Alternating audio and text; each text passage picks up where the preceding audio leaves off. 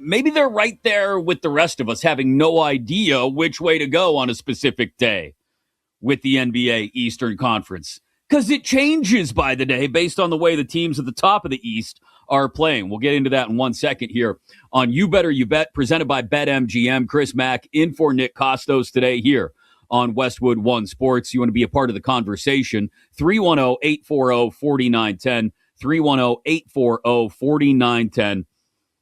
It's one of those days where outlets that have no interest in hockey whatsoever will still do their best to talk about hockey. Luckily, I consider myself a pretty big hockey fan, and we also had EJ Raddick on earlier to talk plenty about the U.S. beating Canada in the gold medal game.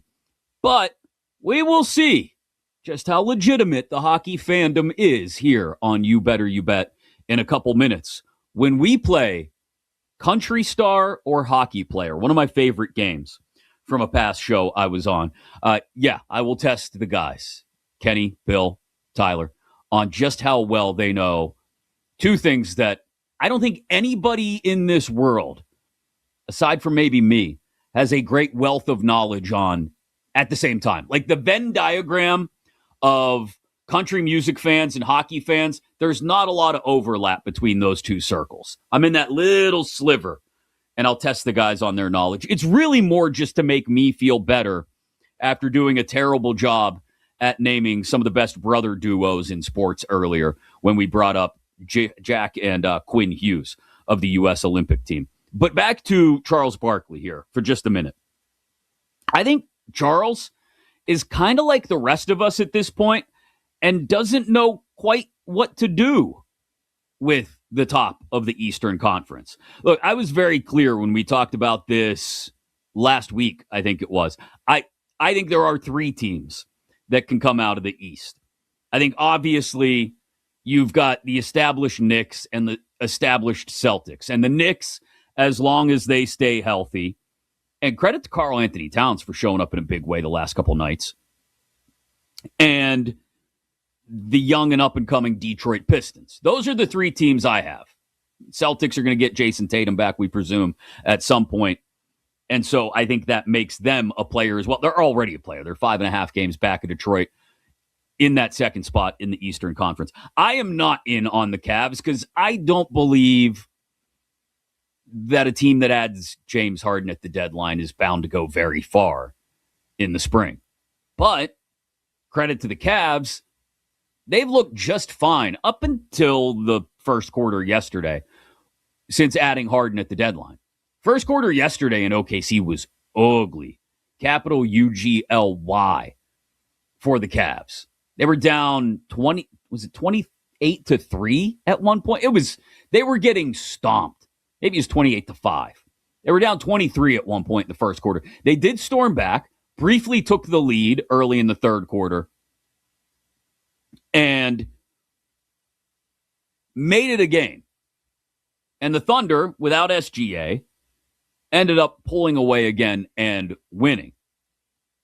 I don't put the Cavs up there. I know a lot of folks, Charles Barkley included, think there's something there with the Cavs. The recent winning streak they ripped off ended by the Thunder yesterday.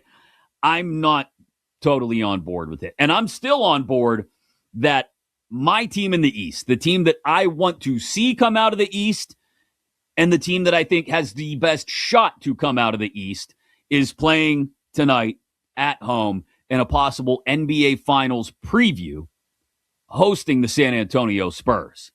And look, I know there is a huge big Monday game being played, but that's later. You could sit down and watch most, if not almost all, of the Spurs-Pistons game before you have to flip over to Houston and Kansas, which I think tips just after 9 o'clock. Spurs and Pistons play tonight at 7 o'clock. I think it's on Peacock. And I cannot wait for this game because this is the NBA Finals I'm rooting for. Wemby and the Spurs against Cade Cunningham and the Pistons. I essentially wrote my love letter to Cade Cunningham and the Pistons late last week here on this show. But for those that may have missed it, I love everything that this guy is doing right now. And I tried explaining to my 12-year-old son the other night, who gets really mad when I beat him in NBA 2K on PlayStation. I mean, like, irrationally mad. Never mind that he spanks me in Madden in college football. I've learned how to beat him in 2K. And I did it the other night. I kind of guided him towards it. You know, I was leading the witness a bit and suggesting the Pistons and Spurs because I knew this game was coming up tonight. And I knew I had just gotten done giving my very vocal love letter over the air to Cade Cunningham and the Pistons. So I took the Pistons. My son's obsessed with Wemby. And so he took the Spurs. And he turned it off in the middle of the second quarter. He turned it off and he had to switch over to college football, and I let him have one. I took like Louisiana Monroe and let him have Oregon, and he spanked me. But I had to explain to my 12-year-old why I love everything that Cade Cunningham is doing. And some of it, I'll be honest, it's nostalgia.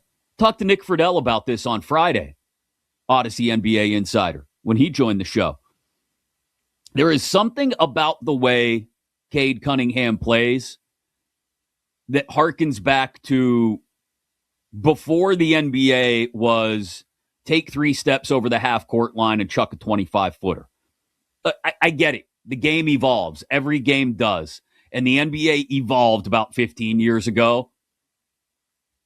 And I have no problem with the NBA evolving. But for me, I would much rather watch a guard try to dribble past someone from the top of the key into the paint and then do any of a number of things, right? They can kick it out, let somebody else take the shot. They can stop and pop from about 14 feet. They can drive to the hole and take it to the rim themselves. It reminds me of what basketball was, what the NBA was when I was growing up watching it in the 90s. And so, sure, it's based on a good bit of nostalgia, but I also think it's an effective way to win games now. And we're seeing it from Cade Cunningham and the Detroit Pistons. So I can't wait for tonight. And I still think the Pistons are the team in the East. Everybody's going to talk about the lack of experience. You got to lose before you win. Let's see how healthy the Knicks and Celtics are deep into the Eastern Conference side of the playoffs. And I think that young Cunningham-led Pistons team can beat either one of them if they catch them at the right time. Plus, just imagine, again, grew up being a fan of the Michael Jordan-led Chicago Bulls in the 90s. So no love lost for the New York Knicks as an organization. If you show me a John Starks poster, I'll still turn it into a dartboard. But imagine the electricity of Cade Cunningham playing in the Garden. You just saw it last week. Imagine what that would be like in the playoffs. Drives to the hole, stuffs one in over Karl Anthony Towns, and then as he jogs back down the floor, just gives a little wink to Spike Lee. That's the NBA playoffs.